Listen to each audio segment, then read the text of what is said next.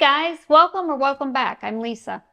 To give you a little background, I had three children, three boys, and they're all married. And between them, I have 7 grandkids. So if you add my sons, the 7 grandkids, plus their 3 wives, plus me and my husband, there's 15 people in our little nucleus.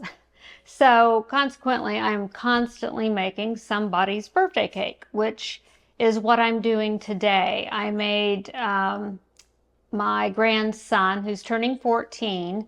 He loves a chocolate by chocolate, death by chocolate, everything chocolate, dark chocolate cake with chocolate icing. I'm going to make chocolate ganache, and then I'm going to cover the top with chocolate candy. So I thought, well, I haven't shown you guys how to make ganache. It's very easy, so let's just jump into it. Okay, to make ganache, it's only 2 ingredients, and you need a microwave-safe bowl. I've got a glass here.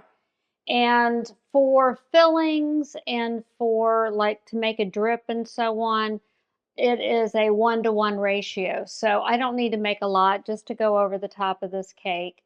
So I'm going to use 1 cup of, and I am using Nestle Toll House semi-sweet little chocolate morsels. I'm going to use a cup of them. And then the other ingredient is heavy whipping cream.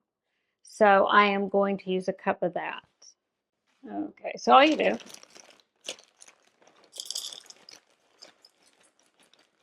measure you out a cup. And obviously, if you need a lot of ganache, if you're going to ice the whole cake in it, just double it. Yeah, use 2 cups.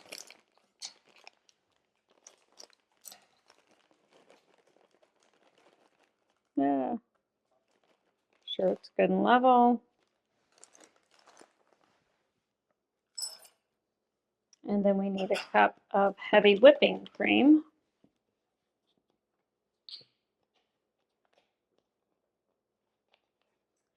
And then you're going, yeah, if you can get the, dang people, I didn't mean for that to come off. You do a cup.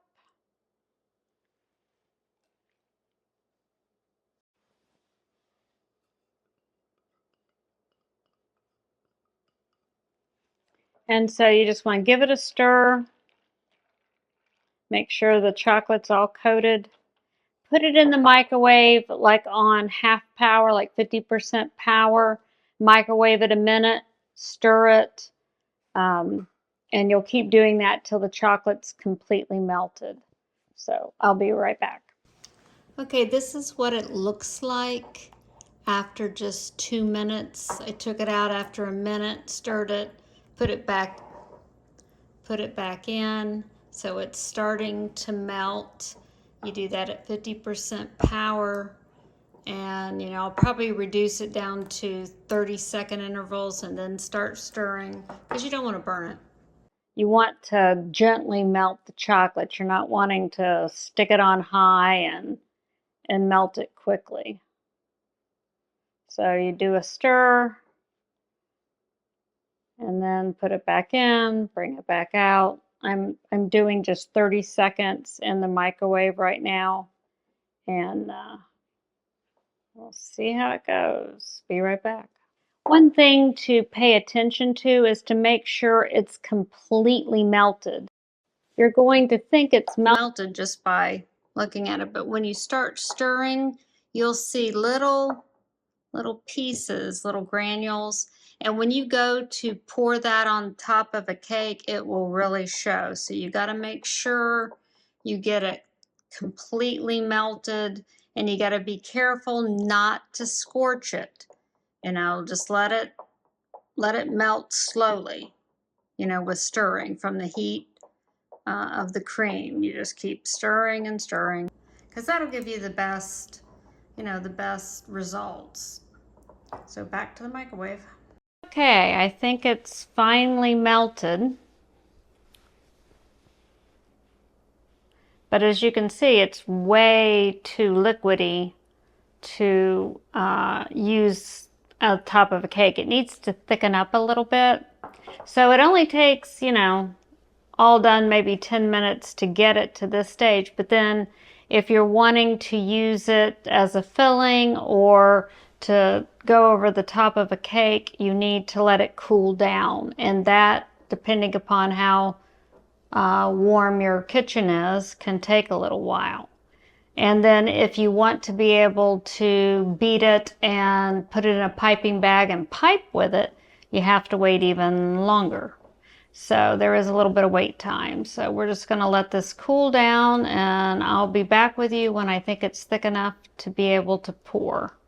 So see you in a few minutes. Okay, I think it's thickened enough.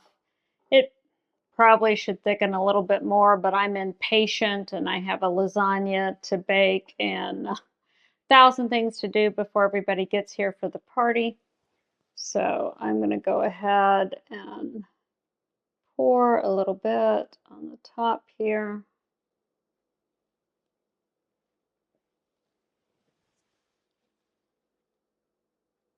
And try to spread that.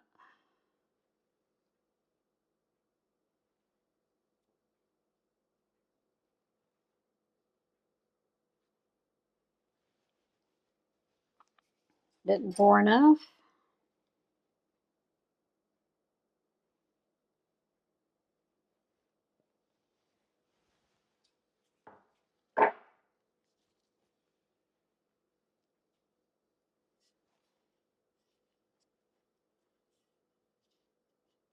Give it a little nudge over the edge.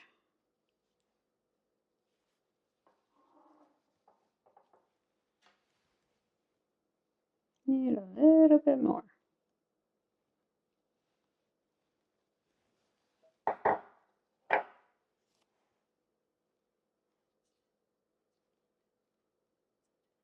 And you can do white chocolate ganache, you know.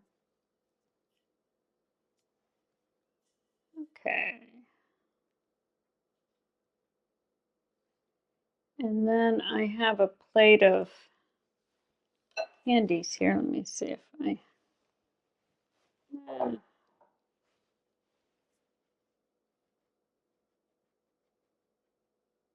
need it to drip a little more on this side.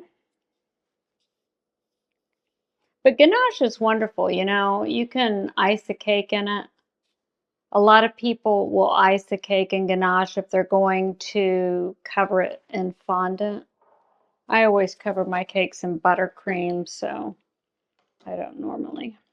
But I got all kinds of his favorite candies. Here's some Butterfingers. Let's see, how do I want to do this?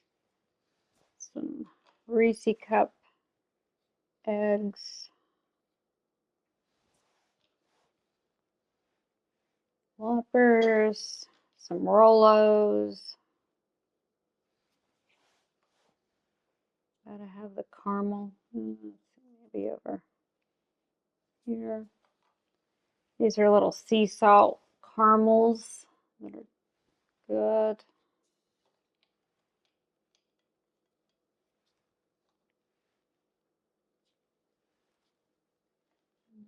Throw a few more little malted milk balls.